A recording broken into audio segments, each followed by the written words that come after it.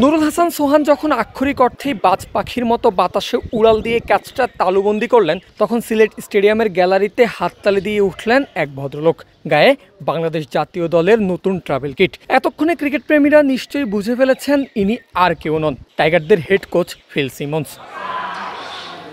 সিলেটে চলছে নিউজিল্যান্ড এ দলের বিপক্ষে সিরিজে উপলক্ষে বাংলাদেশ এ দলের অনুশীলন। যে দলের কোচের দায়িত্বে আছেন মিজানুর রহমান বাবুল, রাজিন সালে এবং নাজমুল হোসেনের মতো দেশের অন্যতম সেরা কোচরা।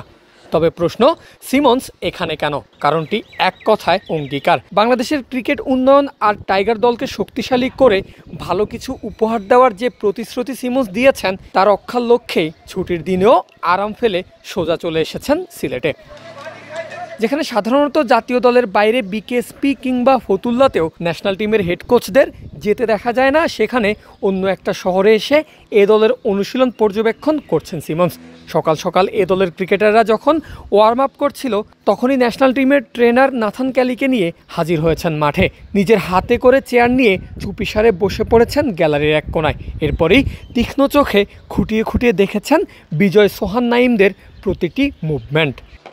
ওয়ালটন আবারও মিলিয়নিয়ার অফারে ওয়ালটন ফ্রিজ কিনে আপনিও হয়ে যেতে পারেন মিলিয়নিয়ার। এই এ দলে থাকা সব ক্রিকেটারই সম্প্রতি ঘরোয়া ক্রিকেটে দুর্দান্ত পারফর্ম করেছেন। সামনেই রয়েছে পাকিস্তান সিরিজ, যার মধ্য দিয়ে শুরু হবে টাইগারদের 2026 টি-20 বিশ্বকাপের প্রস্তুতি। আর সেই প্রস্তুতির ভিত গড়তে যে এখনই মাঠে নেমে গেছেন টাইগার হেড কোচ, সেটা স্পষ্ট। গত মার্চে দায়িত্বের মেয়াদ বাড়ার পরই সিমন্স বলেছিলেন তিনি বিশ্বাস করেন টাইগারদের সঙ্গে মিলে বড় কিছু অর্জন করা সম্ভব।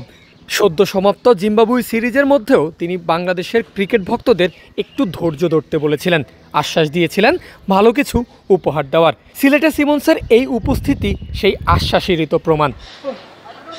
শুধুই ক্রিকেটারদের অনুশীলন নয়, 5 মে নিউজিল্যান্ড এ দলের বিপক্ষের প্রথম ওয়ানডে ম্যাচটিও মাঠে বসেই দেখবেন ফিল সিমন্স। নিজের চোখে দেখে খুঁটিয়ে বিচার করেই গড়তে চান সবচেয়ে শক্তিশালী বাংলাদেশ জাতীয় দল। এতদিন টাইগার টিমে যে পরিকল্পনার ঘাটতি নিয়ে প্রশ্ন উঠেছে, এবার হয়তো তা গোছানোর সময় এসেছে। আবু রায়হানের ক্যামেরায় সিলেট থেকে পারভেজ আল হাসান, ক্রিক ফ্রেন্জি।